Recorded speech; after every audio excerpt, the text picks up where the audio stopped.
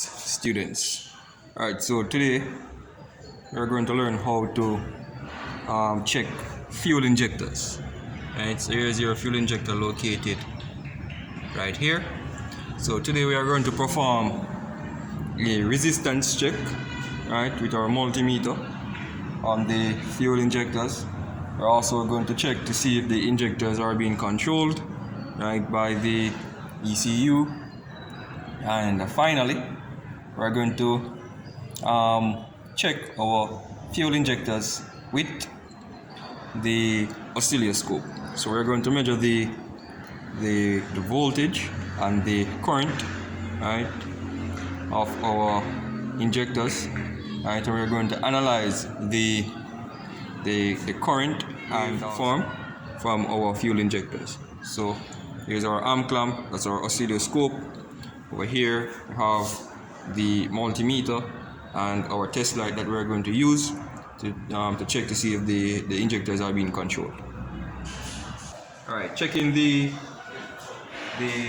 resistance on our injector. So we're just going to set our multimeter onto the resistance settings. Right, scale.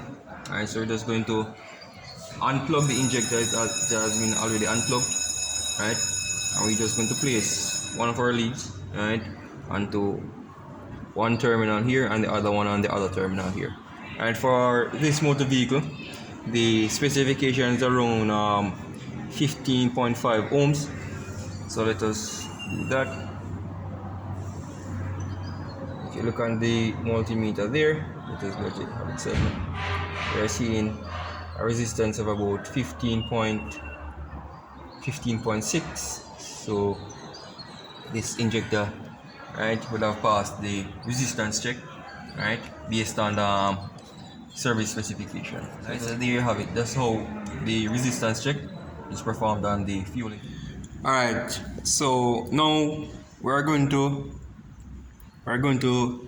test our fuel injectors using our test light. Right, so just using a simple test light can tell us a lot about our fuel injectors. So as I stated earlier, these are electronic fuel injectors, right, which are controlled by the ECU, right, or the PCM. Right, so if we take a close look here at our injectors, we are seeing that our injectors have two wires going to them, right? So our injector is nothing much more than a solenoid, right, with a coil of wire inside, right, and a pintle. So whenever the coil is magnetized or current is flowing through that coil, it is magnetized and pull the pintle up, and fuel sprays out into our intake manifold or into our combustion chamber. Right, so every coil, for it to be magnetized, right, needs a power underground. Right, so on electronic fuel injection system, right, modern ones, right, these are controlled via the ECU or the PCM. So if you look at our injectors here, this one here, right, has two wires going to it, that one and so on. So if you look carefully here, right, we are seeing a heavy gauge wire here, and we are seeing a smaller diameter wire here. Same thing for this one, right? So on this system here, right, we are seeing that this wire, right, this color wire here is common to all four injectors. So this gray wire here, heavy gauge gray wire here, is common to all four injectors. It is common to that one. It's also common to that one over there. If I should peel back the insulator there, right, it's also common to that one, right? So the common wire that is common to all injectors, right, is the power feed going to the injector, right? So with the key in the on position, we should be seeing 12 volts, right? Or if we should use our test light should be lit, right, on this wire here. Right, so that's our feed to our injectors. So the control wire, right, which in this case here, this is a brown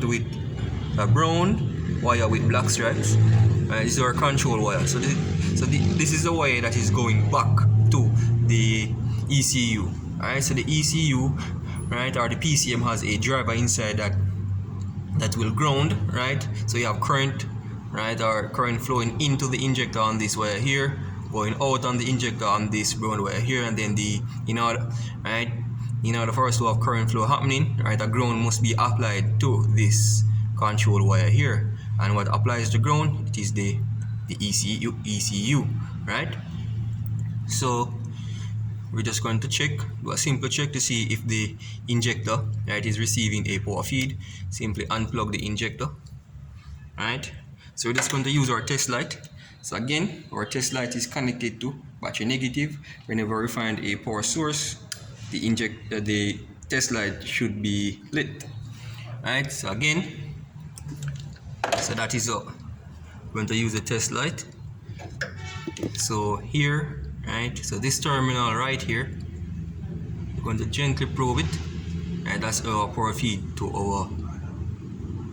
our injector. So our injector is receiving a power feed, right? So we have plugged the connector back in, right? So another check that can be done is to see, right, so we can check to see if the windings, right, the coil winding inside the injector, if it is open or if it is intact. By again, right, so we can simply probe, right, the control wire here. So if we probe the control wire, right, our test light again connected to battery negative or a good ground source, by probing the control wire, we should see our voltage 12 volts, or our test light should light up on the control wire with the engine off.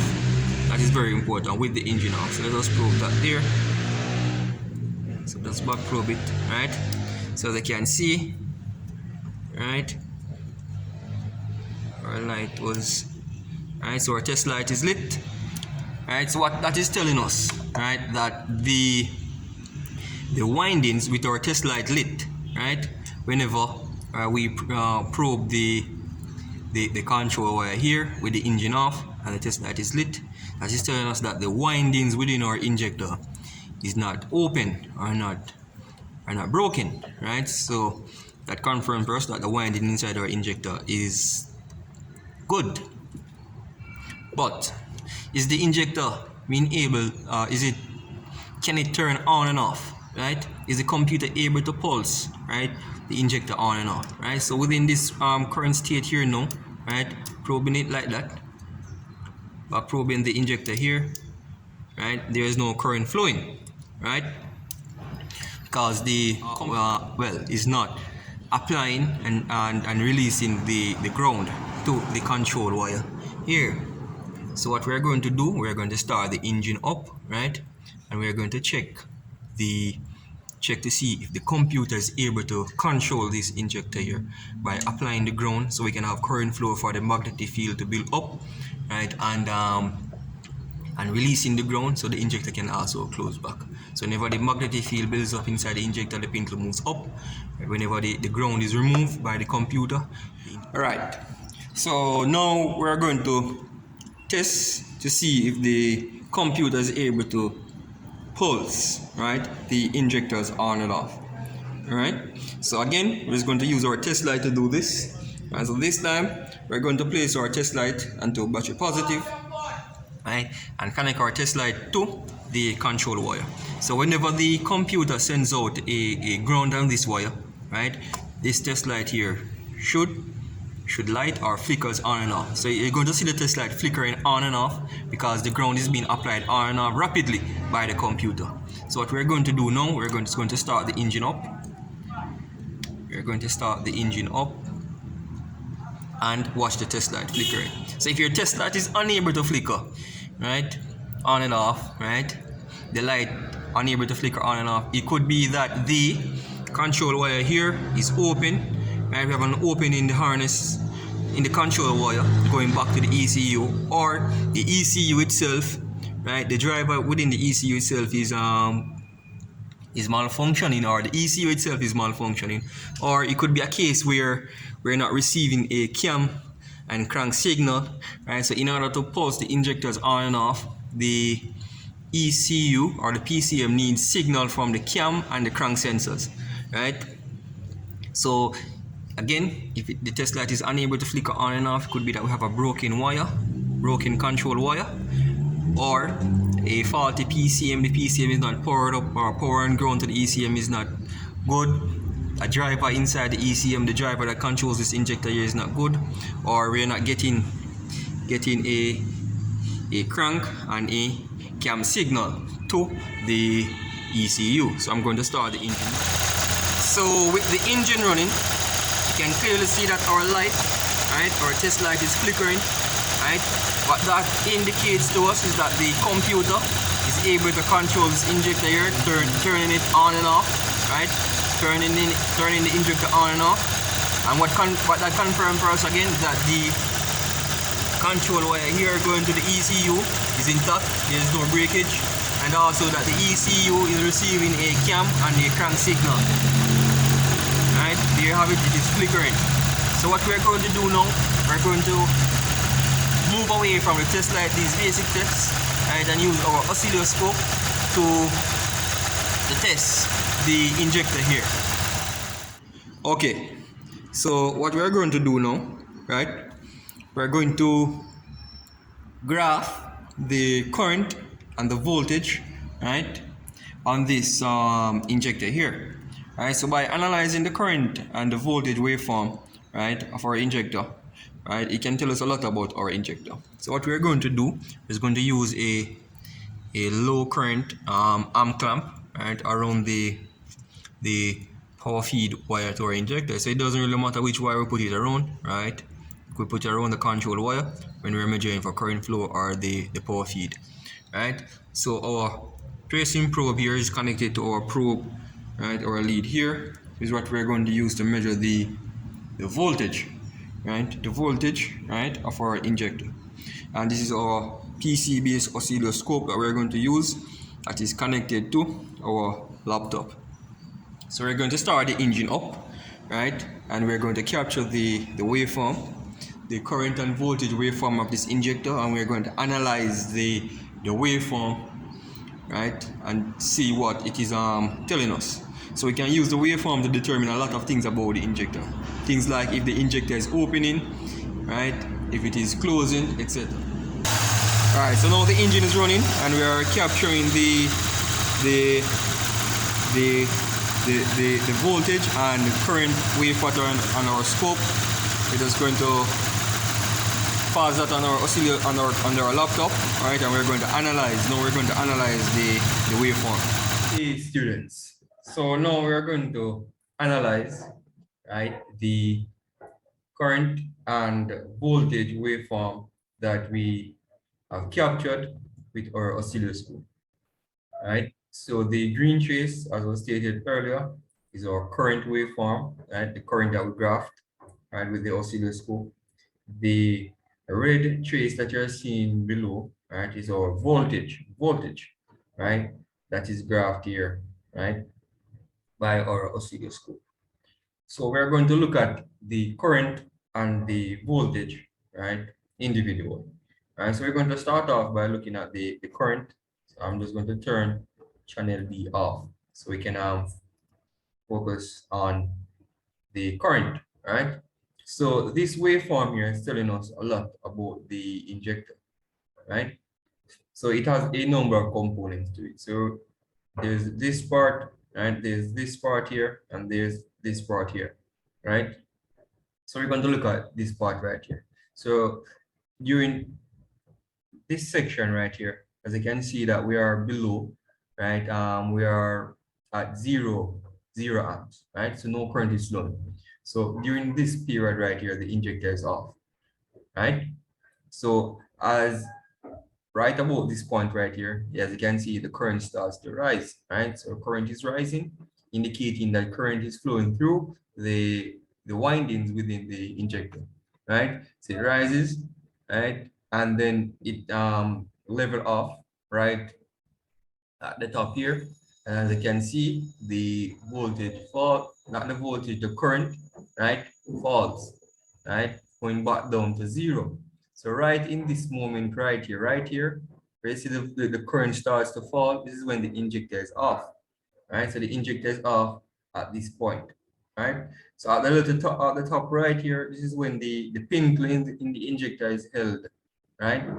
Is held open, right? So the fuel is spraying up. So from here to here is when the pintle starts to move, right? Starts to move, but yet it is not yet fully open. So it's at this period right here, right? At this point right here, the fuel injector is fully open. This section right here that we're seeing here, right? It looks different, right? From the rest of this section here. Right? This section is very important. So let me just highlight that section here for you. This little section right here. Right? So what you're seeing here, so what we are seeing right here, right within this little section right here, we are seeing a little hump, right, and a little dip right here. So what this is telling us, that the injector, right, is actually opening, right? This is representing mechanical movement of the pintle inside of the injector. So if you were testing a fuel injector, right, and you were analyzing the current waveform, right, and you're not seeing this little section right here on your current waveform, right, is an indicator that the injector is not opening, right? So current can be flowing through the coil of wires, inside of the injector, right? To be turning in on and off by the driver inside the ECU, but the pintle is not opening, the injector is not opening, right? So what this is telling us, that the injector is opening. This is mechanical. This is representing mechanical movement of the pintle inside of the injector, right? And again, here is where the current stop flowing, right? And level off back to zero. So this is telling us that our injector is able to open and close. And then this little section here, right here, is telling us that we have mechanical movement of the injector. So let us now look at the okay, students. So now we are going to analyze the voltage waveform, right? So what you're looking at here is the voltage waveform. So it has a number of sections to it, right? And it is telling us a lot about our injector again, right? Being able to interpret this, you can know a lot about your injector. And so let's start off with this section right here, right? So this part right here is representing when the injector is not energized, right? And if we should measure the voltage here, right, you should see that we are at system voltage, right? At system voltage around 13 volts, right? With the engine running. And as you can see here, again, right, from that point over to this point, you see where the voltage drops from 13 volts all the way down to approximately 0 volts, right? And it is held there, right?